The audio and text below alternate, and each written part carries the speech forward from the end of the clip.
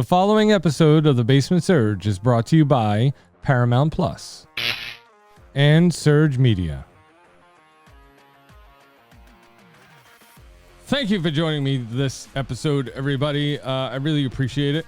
Today, we're going to be talking to a woman who travels the United States eating food. And I don't know how she doesn't weigh like 500 pounds, but she runs an Instagram account about the three loves that she has in her life: travel, food, and fashion. And she's doing a kick-ass job at it. Her name is Michelle from the Suitcase handle over on Instagram. You guys would be silly not to go follow her.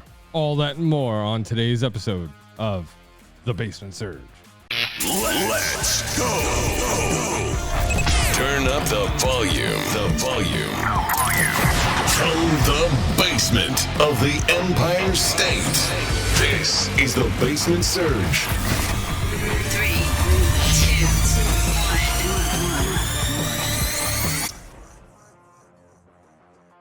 1. Welcome back to The Basement Surge. Thank you very much for your time today. I really appreciate it. I have a fun episode for you today because I had the chance to sit down with Michelle from the Suitcase handle over on Instagram, and it was a lot of fun. But before we get into that, do me a favor. Hit that subscribe button, give me a thumbs up, ring a bell, tap that plus button, hit whatever button you gotta hit to get notified of fresh episodes of The Basement Surge. And if you like to listen to us on the drive to work as a podcast, make sure you follow the companion podcast of this show, Surgecast, on all major podcast listening apps. That's right, that includes iHeartRadio. So if you have the iHeartRadio app on your phone or in your car, do me a favor, turn it on and search for Surgecast. We're there, I promise. All right, everybody. She has a great following over on Instagram, and she loves to travel, she loves fashion, and she loves food. Those are three amazing things. And she's kicking ass doing it over on Instagram. So if you're not following the Suitcase handle over there, go there now and hit that follow button. We had a lot of things to talk about. It was her first ever podcast interview, and she did amazing. So let's get into it. I want to show you guys. Let's go. Hello. How's it going? It's great. How are you? Good. Let's see. What else? Is this your first podcast appearance? Yeah, I've never done anything like this. And I'm not, like, people who know me know I don't do public speaking. And it's funny, right? Because I am on IG. I'm in, in the public eye, so to speak. But yeah, I shy away from public speaking. Why? I think it's knowing that eyes are on me, which is a weird thing, right? Because I know they are, but it's like I can talk to people in a room, but as soon as I have the sense that people are like locked in on what I'm saying, I kind of go, ooh. But yeah, so I'm very excited about this. It's funny because listening to your posts that you've been putting in your broadcast channel, you've been kind of apprehensive about doing the show tonight. Yeah, and it's like I could hear it in your voice. But it's one of those things, right, John, where like I push myself to do things that make me uncomfortable sometimes just because I want to get rid of it. And one of the things, for instance of that is I had this massive fear of snakes and of heights, and I've conquered both of them in the last year. I went up in a hot air balloon ride a year ago in July. I did some parasailing. And then I had this company reach out to me, Zen Critters. And they were like, yeah, we'll bring like snakes to your house. Now I'm the girl who, like, if I see a snake in the yard, runs, like, to the point where when I was looking at buying a house, there was a snake in the yard of the house that I was looking at. And I immediately like stopped the thing. I'm like, I can't live here. And the agent was like, what? I'm like, there's a snake here. And she's like, I'm pretty sure he won't be here tomorrow. And I'm like, I don't care. I just can't do it. And I left, and it was a beautiful house. But I didn't buy it because there was a snake in the yard. And so after this, I've decided that I needed to conquer that fear. So they brought out these reptiles, and they progressively desensitized me from like this legless lizard, which I still swear is a snake. And then all the way up to like this, like 13-foot, like constrictor python. And I was like, holy crap. And And then I just started to like rock with him, and he was kind of like coming in at my face, and I was like, all right, like, and I'm not afraid of them anymore. So that's kind of like, this is the next step. Like, I think this is worse for me than snakes, but we'll get through it and have fun. Well, I promise I'll go easy on you. I appreciate it. Yeah. That's why I like, agreed, because you look like the easygoing type. yeah, like I try to be, I try to be really easygoing. I try to make coming on Surge a lot of fun, just laid back, kind of just let's chat. Let's have a conversation. Let's fly. But you're kind of like Indiana Jones with the snakes, like he's afraid of the snakes, and like that's amazing. Right. Congratulations for getting over that. All right. All right, so let's get into this. I don't want to take up too much of your time. Cool. So I wrote a full page. I don't know if you can see it, but I wrote a full page of notes, stuff I want to talk to you about, mostly about your marketing, because it's kind of like you're all over the place. Like it's amazing. I am, and it's how great. It's funny because one of the things that surprises me sometimes is when I show up. I remember I was at a place in Brooklyn. And I went there, and I got there, and the guy was like super sweet. He's like, "Where's your people?" And I'm like, "My people?" He goes, "Yeah, like your security and your videographer." And I'm like, "No, I'm a wolf pack of one. Like, sorry to disappoint. I'm not fancy. I don't have security." A lot of times people are surprised to hear that I don't travel with a videographer. I do all my own stuff.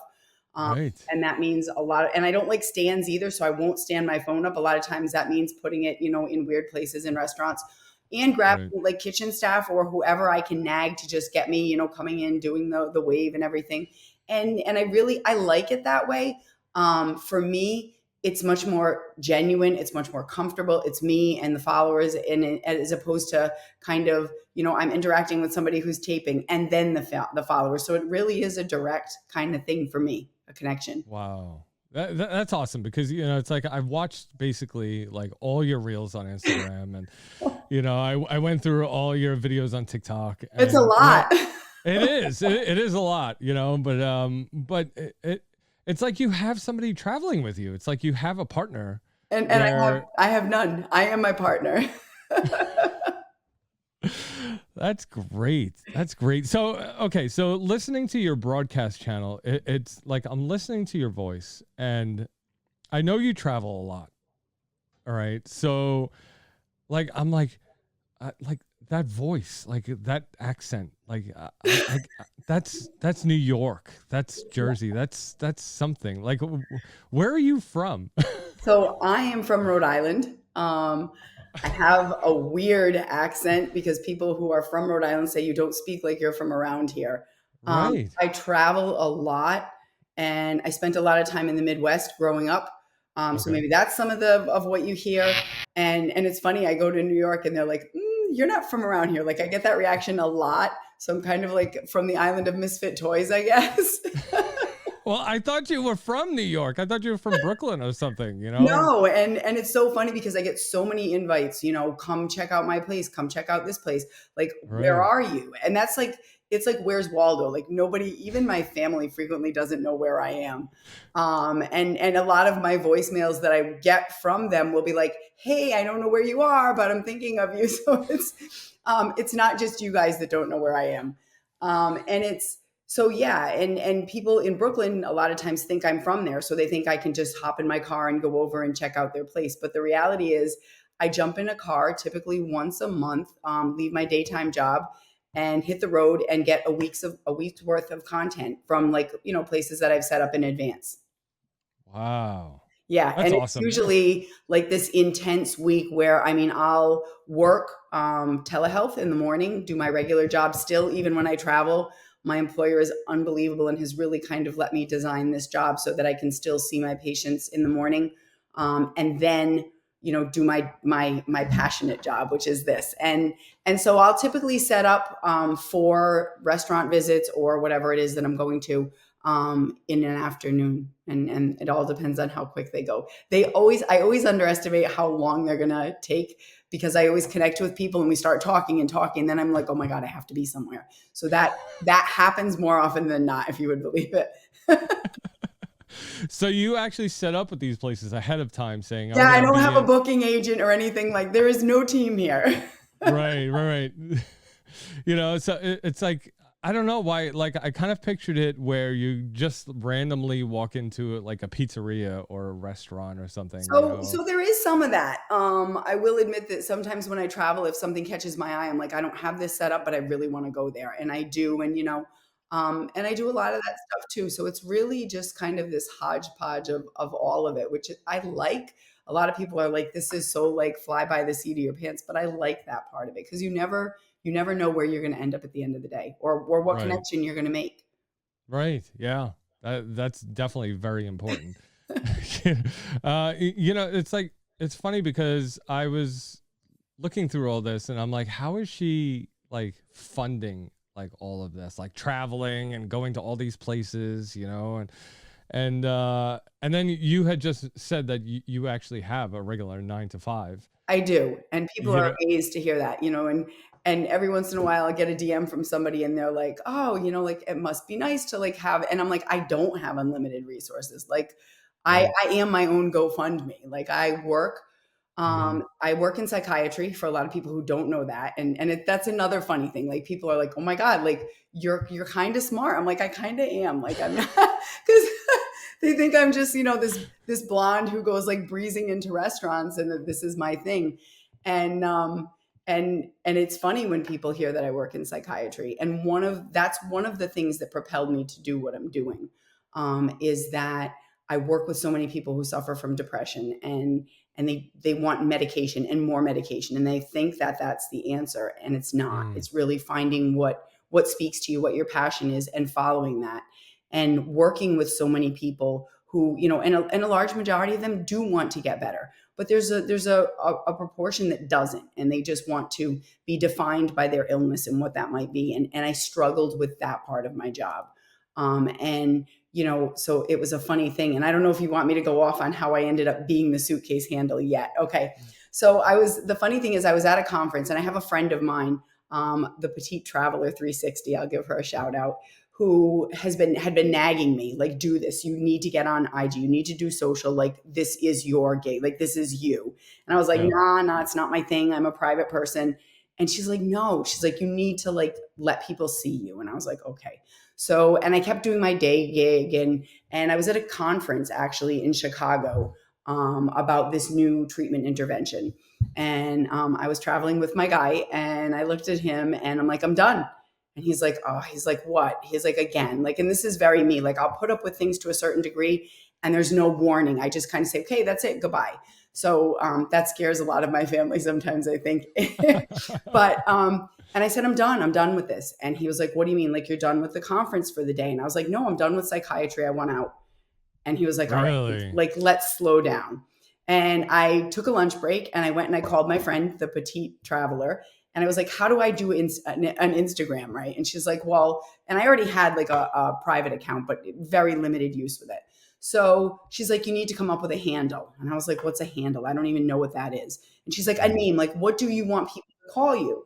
So I was like, and I'm super concrete. Like, for those who know me, I am probably the most concrete person on the planet. So I'm like, the suitcase handle. And she's like, no, dummy. Like, you have to have something and something. And I'm like, no, like, I'm a travel blogger. I'll be the Yeah. suitcase handle, like the handle of a suitcase, and that'll be me. And she's like, oh Right. my God, it's genius. So she's like, hurry up and like save the account. And I'm like, I don't know how to do that. She's like, just get that handle, see if it's available. If it's not, claim it, get your ass back on the plane, come back here, and we're going to do this for you. So she really was a catalyst in this thing. And so that's how the suitcase handle happened out. Wow. That's so like what so what happened with It's a psychology lot. what happened with psychology that you were like, I'm done? Like, So was it? psychiatry. So I actually prescribe meds. I do it all. I see patients, and I do still do it. I do it full time. And Okay. when I travel, I see my patients. They know that I'm traveling, and they'll say hello to me in whatever hotel or city I'm in, and I get to see them all. And then I get to. One of the nice things is that my disappointment in the field has been replaced with this new energy that I bring because I'm doing what I love. I'm feeding my soul by meeting with people who are doing what they love. And we all Awesome. kind of piggyback off of each other, right? Because what I found was, and I'm going to plug a couple other people here who have been super instrumental in helping me out. One of them was Christus, who I affectionately call Famous from World Famous Pizza, and Peter Fierro, who really helped me a lot. Fierro Oven Company. They make these beautiful pizza ovens. I'm sure you've seen them all over my site. And Mikey Vittorio from Mike's Underground Pizza in Amityville. And I'm going to butcher that. He kills me when I say that. I always say it wrong. That's how you know I'm not a real New Yorker. I can't say that. But just people have stepped up to an amazing degree, and yourself, like having me on, you don't have any reason to do that, and that's been the real appeal for me of social media, is people give it such a bad rep. It's these perverts and they're DMing each other and, Right. lock up our children and our wives, and it's not, clearly it could be, and I'm sure it is used for that. But my experience, and I mean, I get trolls too who say, hey, why are you walking into a pizza restaurant dressed in that dress? Like, why don't you act your age? Why don't you, dress your age? Why don't you? And I'm like, like that. And I take a lot to the chin, meaning that stuff bothers me and I wish it didn't, but I'm getting better at it. And I'm realizing that it's really a champagne problem to have. But I'm not everybody's going to like me. And the more I'm out there and the more people see me, the more heat I am going to take. And I'm okay with that. Absolutely. But it's, and these people who have supported me, just welcomed me when they have, thousands upon thousands of followers, and they don't need to give me the time of day, but they do for some reason. They're like, I saw you and I felt like I connected to you. And that's how I feel when I see people like you, people that just have this energy that wants you to meet and to interact and to build something and be creative. And that's something that this has given me too. And, one of these things, I jumped in my car because my friend Christus was like, you have to go to New York, Michelle. And I'm like, I don't drive, like, I don't do these things. I don't go to New York. Like, this is the girl that 5 years ago didn't know how to cross the city street by herself. And a homeless person, this is a real story, grabbed me and was like, hey, you have to wait until that light. See the numbers counting down? And I was like, okay. Because I come from very small town Narragansett. So there's not any of that stuff there. So, I've really kind of come into my own through this whole process in a lot of ways for myself too. And so, Mike Vittorio invited me to go to his restaurant, and I went there, and, the connection and embracing the Italian culture and how, the food and the family and the connections, and no matter what's going on in the world outside, there is that sense of, we got your back and you belong here, even though I don't, and New York has completely embraced me. And I can't say enough, and I can't give enough love back to you guys, because you've been phenomenal for me. Well, that's what we do. We support, I know. And but it's funny that you mentioned that, because it's for me, podcasting has kind of been that outpour of my personality.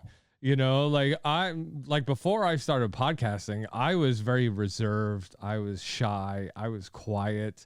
Okay. And I've been doing this going on 5 years now, Wow. and I notice a huge difference in my personality, a huge difference in what I do socially. Right. And I would never know that by looking at you and listening to you. You have a great radio voice, by the way. It's fantastic. I mean, and your personality is super inviting and welcoming. And I would never know that. But when people say, I don't believe it, I believe it, because I know how you have to push yourself to come out. And what that feels like when you actually are like, wow, I did it, You're right. And I truly believe that you should be doing more podcasts. If anything, you should start a podcast of your own. You should really do it. What are you kidding? Of course they would listen.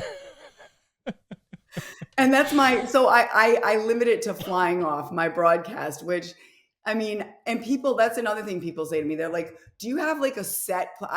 Anybody who listens to it knows that I don't know where I'm starting. I don't know where I'm ending. I don't know where it's going to be.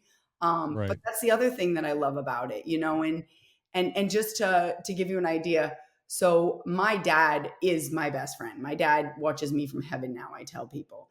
And my dad was the guy that no matter what crazy thought in my head I had in my head, I could pick up the phone and mid-sentence, there was no need for a hello or a what's up or a how you doing. Yeah. We just had that connection where I could be like, oh my God, you know what happened? Or you know what I said? Or you know what I did? Or you know what I thought of? And it was just, we had a lifelong conversation, you know, and I still have those conversations with him. And I can feel him answering me back in a lot of ways. And I know that sounds weird. But for me, my broadcast has in so many ways taken the place of my dad. My followers have done that. Like, it's those conversations that I wish I could have, whether they're silly or deep or just a, hey, like, what do you think of this? Like, that's Right. what it's done for me. So you guys have done so much more for me in terms of my flying off than I could ever even imagine doing for my followers. Awesome. Yeah, I remember in your broadcast channel, you had spoken about your dad and about how, you know, you guys used to play golf together. And yeah, and I thought that this is perfect because me and my wife, we love golf, you know. So this spring, you know, a couple weeks ago, we just started picking it up again, and it's been, I think, like 7 years since we played. That's awesome. And Do you play a lot? I used to. Years ago, I lived in Florida for like 10 years, and down in Florida, you know, I played a lot of golf. Yeah. Okay. It's not like here. It's not like here where there's rain every 3 days for every one nice day we have. Right. You know, so down in Florida, I play golf literally all the time. If I can get out every weekend, I could, you know. Nice. And so I got my own set of clubs, and my wife had her own set of clubs, but she had recently just bought a new set. It's off camera right there, but it's like we're trying to get into it again, you know, and it's a big part of her history with her dad also, you know, and just like my dad, you know, because when I lived in Florida, I played golf with my dad, you know, and It's an amazing thing. Yeah. And there's so many parallels between life and golf, you know, and but it drives me crazy. I used to golf a lot more than I do. Now I take a lot of heat because I go to the driving range a lot because that's my favorite part of the game. Yeah. I'm not ever, you know, the whole drive for show and putt for dough thing. Like I always say, I will forever be a poor golfer. But yeah, I'm not the best. I don't claim to be any yeah, good. I can tell you're way better than I am.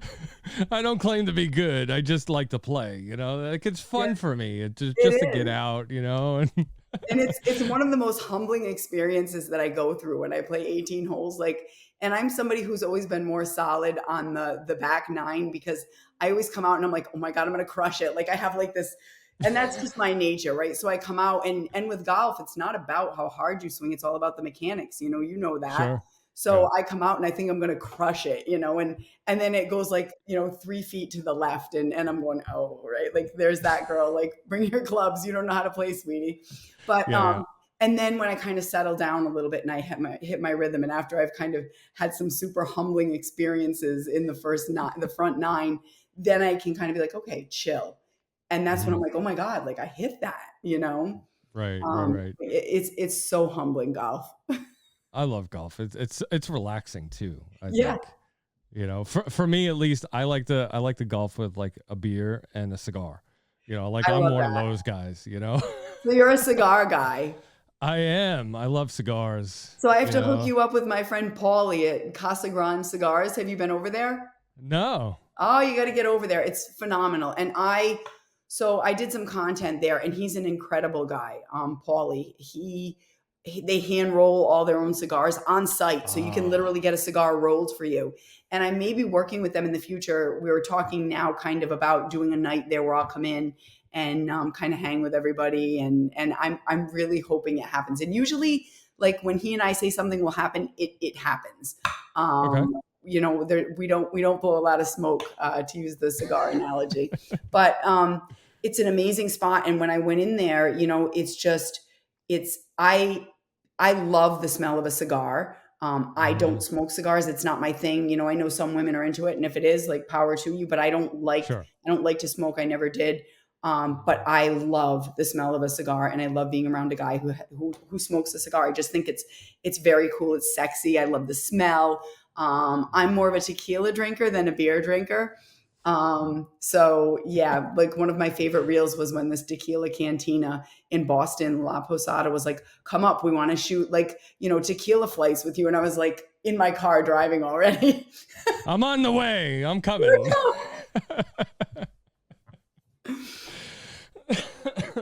But yeah, and golf, like the fact that you can, be outside, smoke a cigar, drink a beer. It's super chill. And I love that about it. Yeah. Yeah.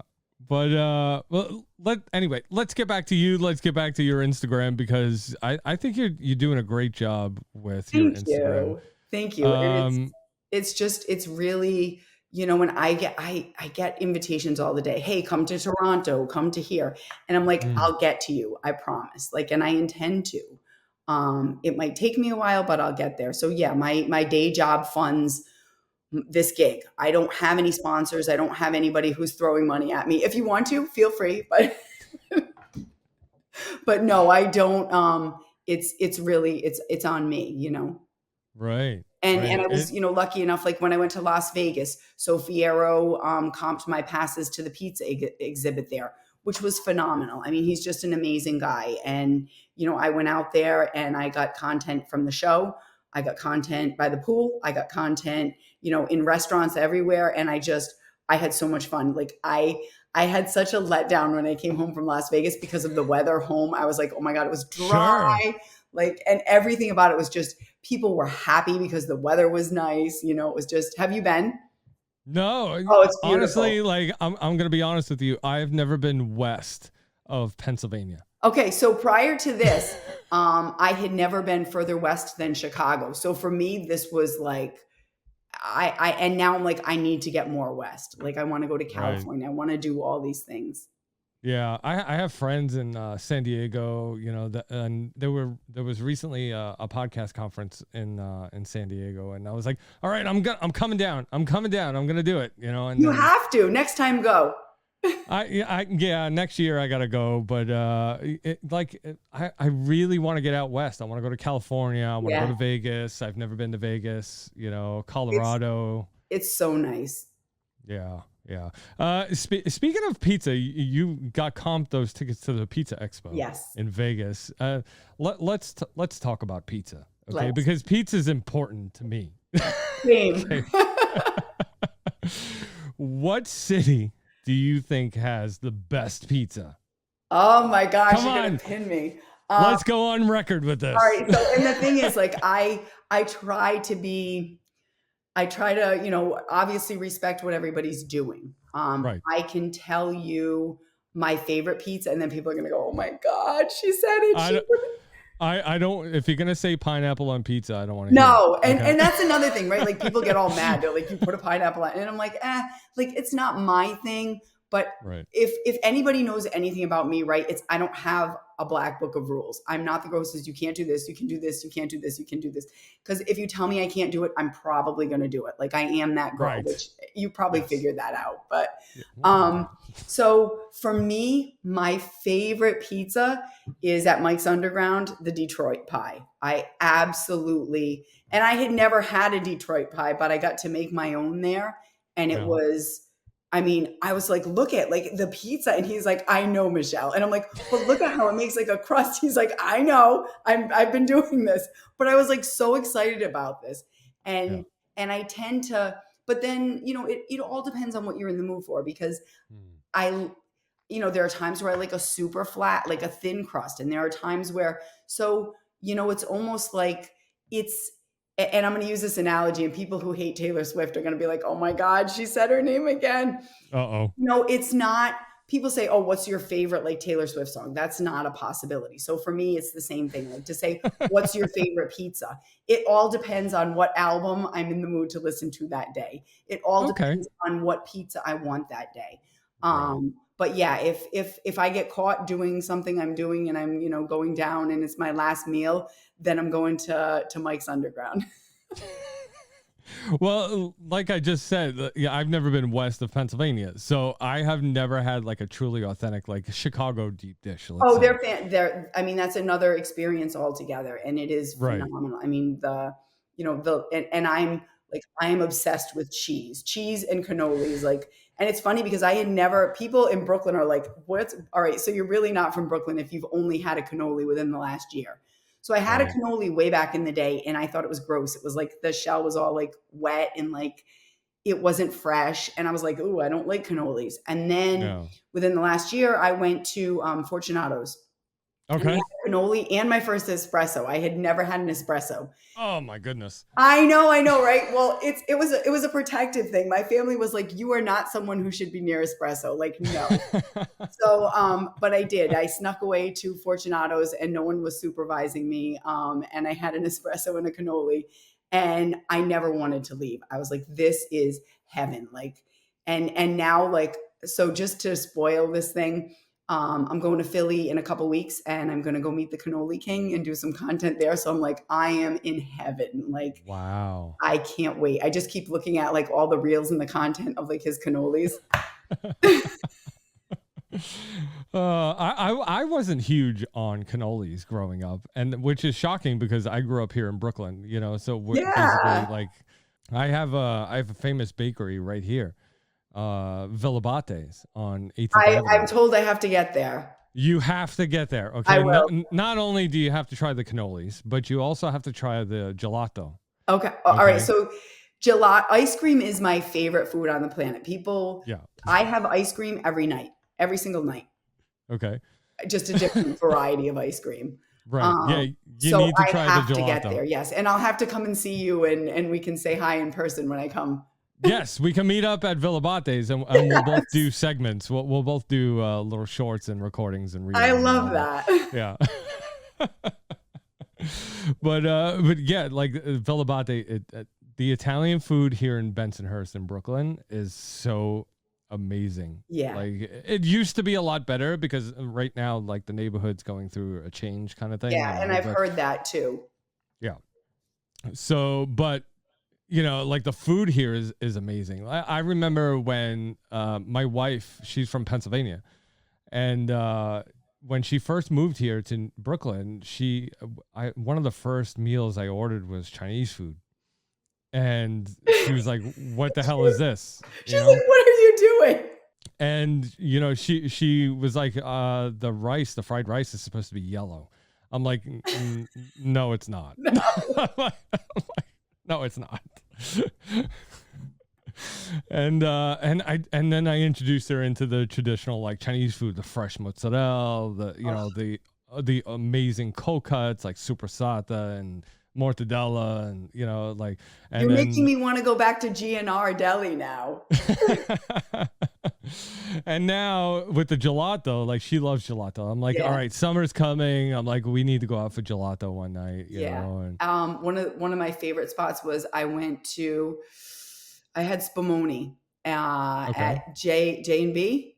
L&B. L&B. All right. L&B Spumoni Gardens. Well, you know what's funny? I didn't even know they had Spumoni there. So someone was like, "Oh, you have to go and try their pizza there." So I was like, "All right." And I walked in there and I was like, "Pizza? Never mind. Like they have that." And I got so focused on having the Spumoni that I had the Spumoni. And I was like, "Oh my God, like I didn't even get the pizza content. I had to go back and get the pizza because I was so distracted." Wow. But yeah, no, I love anything like that. So yes. Yeah. Count me in. Yeah. I love Spumoni too. L&B's. I love L&B's. And getting back to like what you were saying about the neighborhoods changing, like, you know, I go to Arthur Ave, and as someone who's never been exposed to something like that, right? Like Casa del Mozzarella, Madonia, you know, all the places that I hit there, that, you know, Tito and Sons, like and I'm just amazed, like when these places are so welcoming, and there's just this row of, you know, these places with all this amazing food in one spot. And I get overwhelmed, and people are like, "This is nothing." Like it's a microcosm compared to what it used to be. Like it used to stretch from one end to the next. And, but yeah, you know, so I can appreciate what you're saying, because I hear that a lot about the neighborhoods changing. Yeah. Like the authentic Italian food that you would normally get would be like in New York City and Little Italy. You know, and I went there well, you probably saw my content, but I was in Little Italy the last trip I made.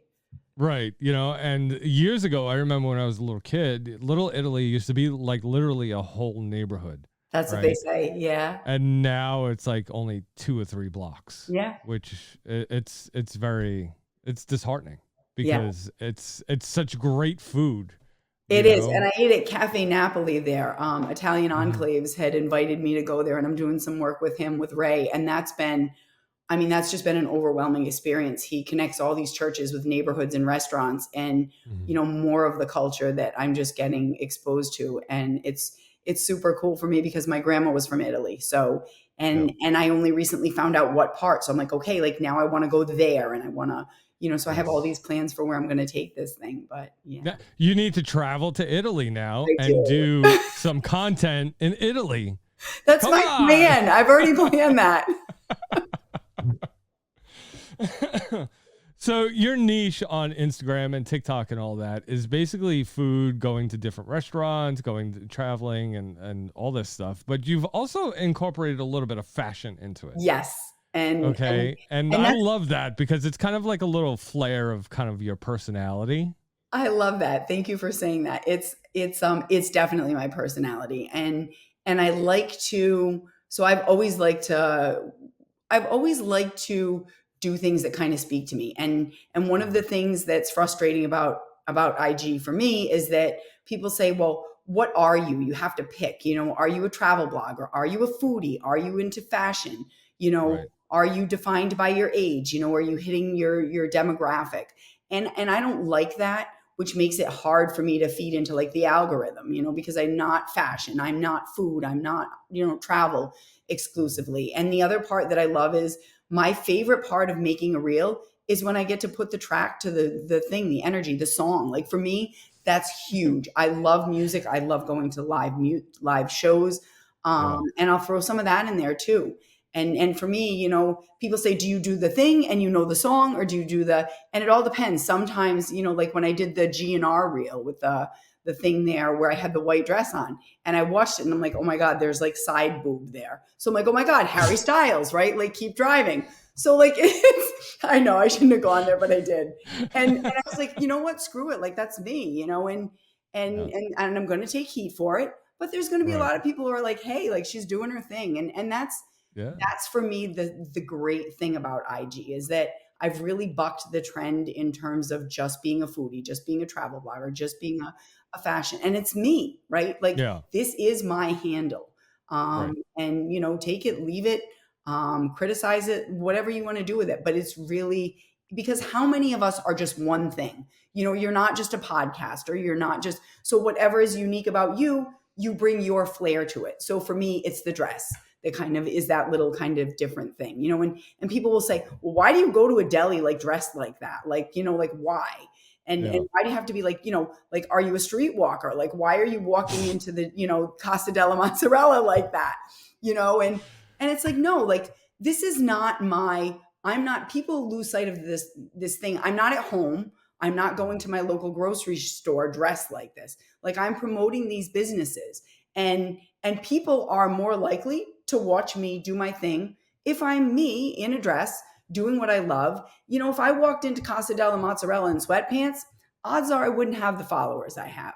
Just saying, there's a whole bunch of people who do that, and maybe I would, but for me, it's what I love and it speaks to me and it's fun. Right. And so that's my kind of, my different thing that I do.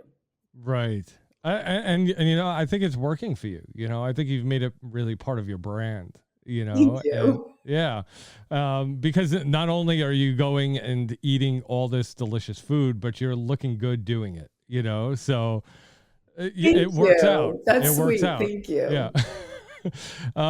So which honestly leads into my next question, which is how do you stay so fit? I get Eating that all a this lot. food. Like people have said, do you have an eating disorder? Do you, like, and I'm like, all right, like people are very brutal and I'm okay with that. Because I've seen reels of you in the gym, like you posted you exercising, so you literally care about your health. Yes. It's not like you're being a fat ass going out there eating everything, and then just sitting on the couch and just, but you can say that on here. Sure. You can say anything you All right, want. let's start over. No. So yes, one of the things that I'm a workout nut. And you know, I have to remember to not text my friends in the morning first thing, because they're like, we love you, Michelle, but not at 3:30. Like, and so now like a lot of times I'll start the text and I just don't hit send until like it's a more, you know, a more agreeable hour. Sure. I get up at 3:30 every morning and I run. And people go, what? Like for an hour. That is the way that I start my day. Don't start it with a cup of coffee. I need my cup of coffee at like 2:00 in the afternoon when I hit my lull. Prior to that, it's just pure adrenaline. God bless you. It's craziness. It's madness. And then I, you know, start my day. I go to work, and then sometime, you know, when I get out of work, I do a bar class for an hour.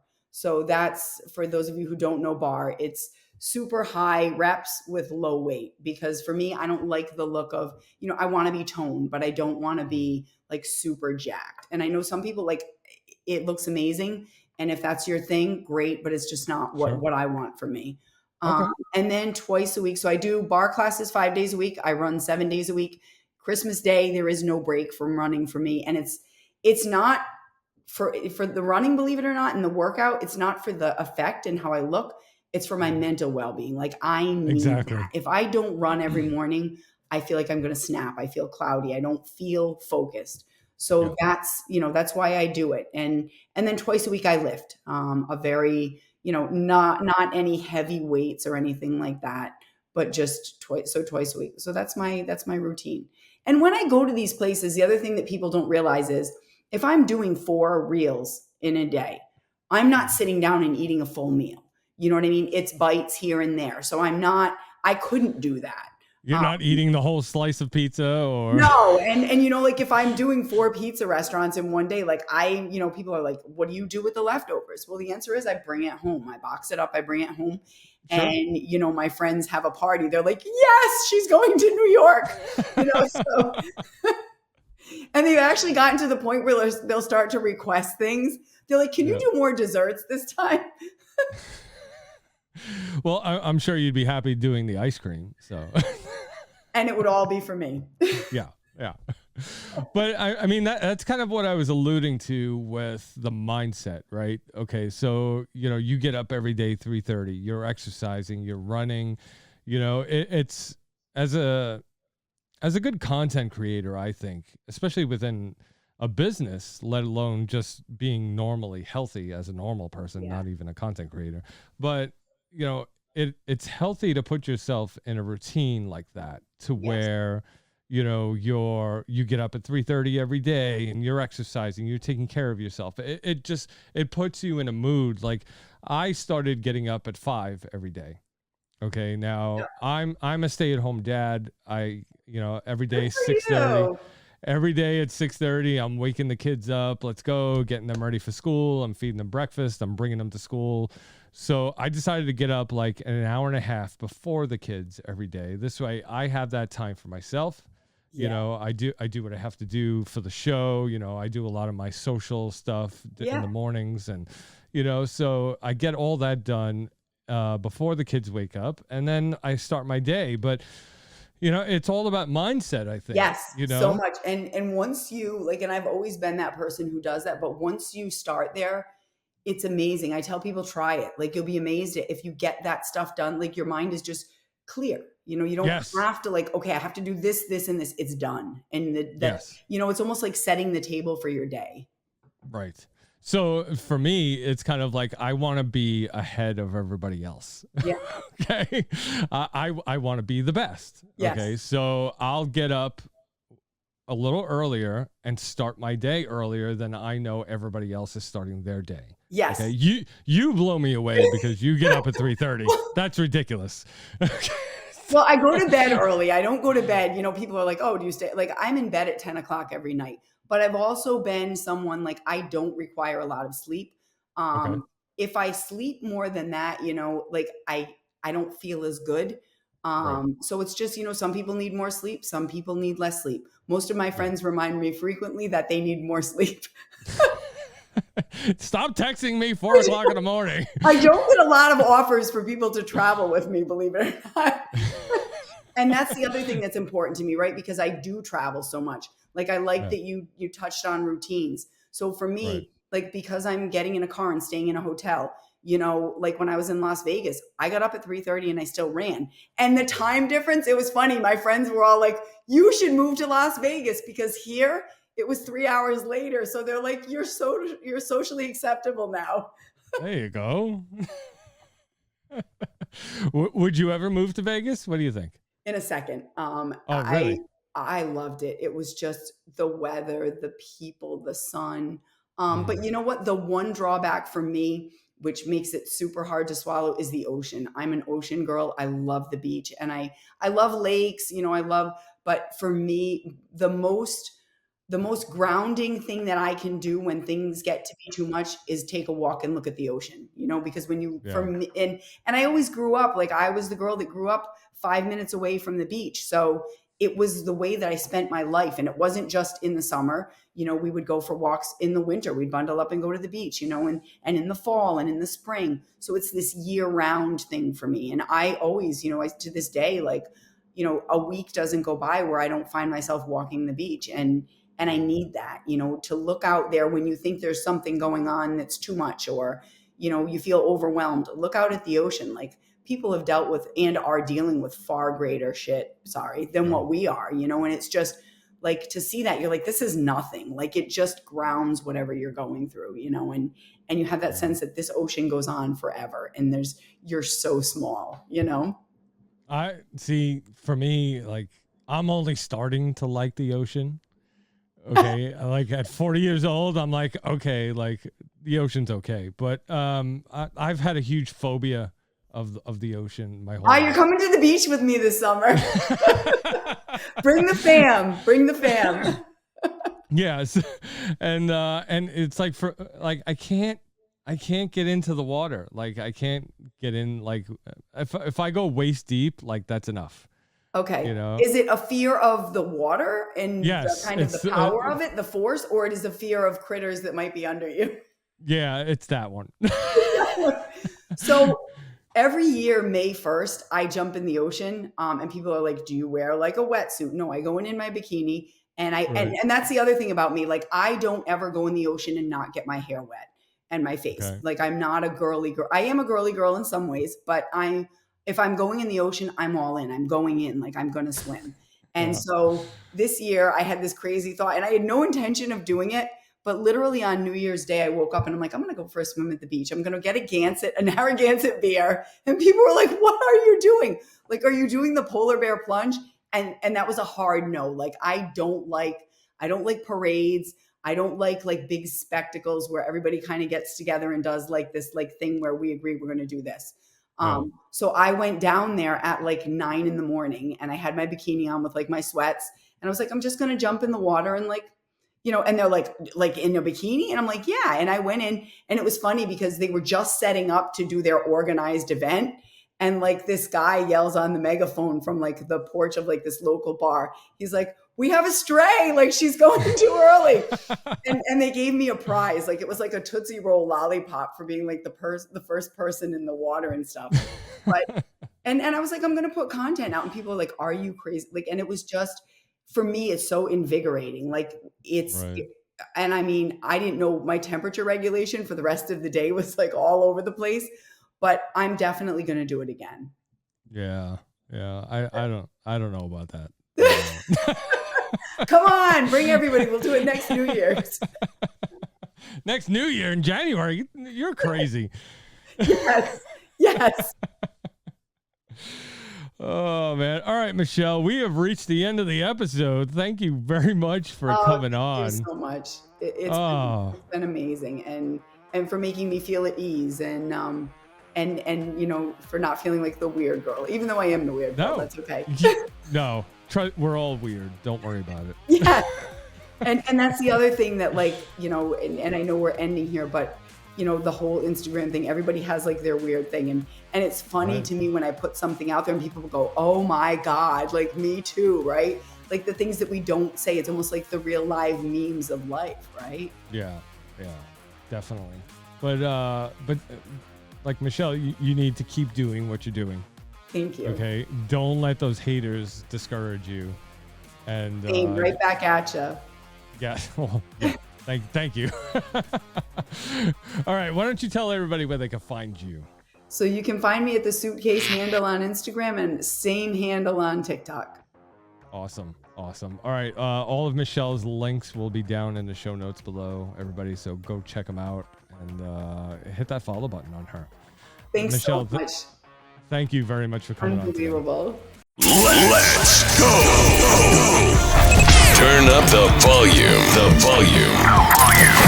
From the basement of the Empire State.